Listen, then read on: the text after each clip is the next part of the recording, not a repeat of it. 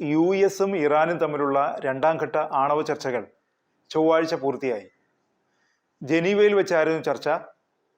ചർച്ചയിൽ കാര്യമായ പുരോഗതിയില്ലെന്നാണ് മാധ്യമ റിപ്പോർട്ടുകൾ പറയുന്നത്. അതിനിടയിൽ ഇറാന്റെ നിയന്ത്രണത്തിലുള്ള ഹോർമുസ് കടലിടുക്കിൽ കാര്യങ്ങൾ അത്ര പന്തിയല്ല എന്ന റിപ്പോർട്ടുകൾ വരുന്നു. ചർച്ചകൾക്കിടയിലും ഹോർമുസ് കടലിടുക്ക് ശാന്തമല്ല. തന്ത്രപ്രധാനമായ മേഖലയിൽ ഇറാൻ സൈനികാഭ്യാസം തുടരുകയാണ്. ഇറാന്റെ നിയന്ത്രണത്തിലുള്ള ഹോർമുസ് അടച്ചുപൂട്ടുമോ എന്ന ആശങ്കയിലാണ് ലോകം. എന്താണ് ഹോർമുസിന്റെ പ്രാധാന്യം? ഹോർമുസ് കടലിടുക്കിന്റെ വടക്കു ഭാഗത്താണ് ഇറാൻ സ്ഥിതി ചെയ്യുന്നത്. തെക്കു ഭാഗത്ത് UAE സ്ഥിതി ചെയ്യുന്നു. പേർഷ്യൻ ഗൾഫിനെയും ഒമാൻ ഉൾക്കടലിനെയും ബന്ധിപ്പിക്കുന്ന ഏക കടൽപാതയാണ് ഹോർമുസ്. അതാണ് ഇതിൻ്റെ പ്രാധാന്യവും. ഏകദേശം 167 കിലോമീറ്ററാണ് ഈ കടൽപാതയുടെ നീളം. ലോകത്തിലെ എണ്ണ ഉപഭോഗത്തിൻ്റെ 20% കടന്നു പോകുന്നത് ഹോർമുസിലൂടെയാണ്. അതായത് ദിവസേന 20 ദശലക്ഷം ബാരൽ എണ്ണ ഇതിലൂടെ കടന്നു പോകുന്നുണ്ട്. ആഗോളതലത്തിൽ കടലിലൂടെയുള്ള LNG വ്യാപാരത്തിൻ്റെ 25% ഇതുവഴിയാണ് കടന്നു പോകുന്നത്. ഇറാന്റെ നിയന്ത്രണത്തിലാണ് ഹോർമുസ് കടലിടുക്കിൻ്റെ വടക്കൻ തീരം.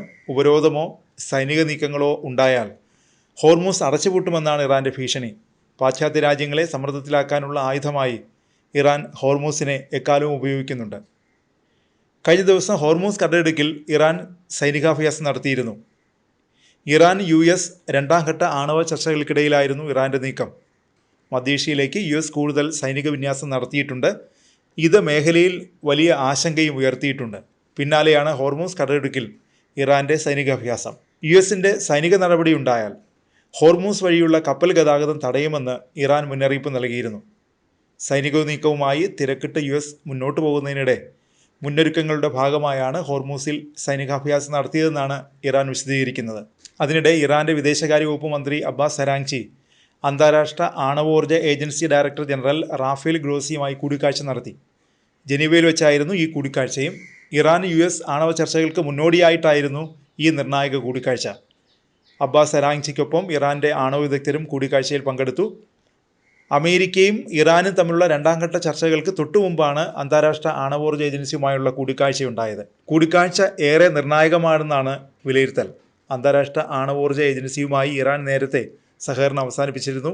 ഈ കൂടിക്കാഴ്ച ഇറാൻ അമേരിക്ക ചർച്ചകളിൽ വഴിത്തിരിവ് ഉണ്ടാക്കിയേക്കാമെന്നും വിലയിരുത്തലുണ്ട്.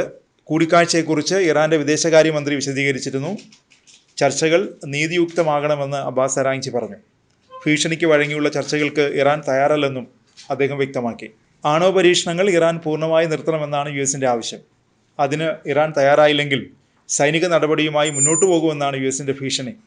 എന്നാൽ ഇതിന് ഒരുക്കമല്ലെന്നാണ് ഇറാന്റെ നിലപാട്. ആണവ മിസൈൽ പദ്ധതികൾ നിർത്തിവെച്ച് സമാധാനത്തിനില്ലെന്ന ഉറച്ച നിലപാടിലാണ് ഇറാനും.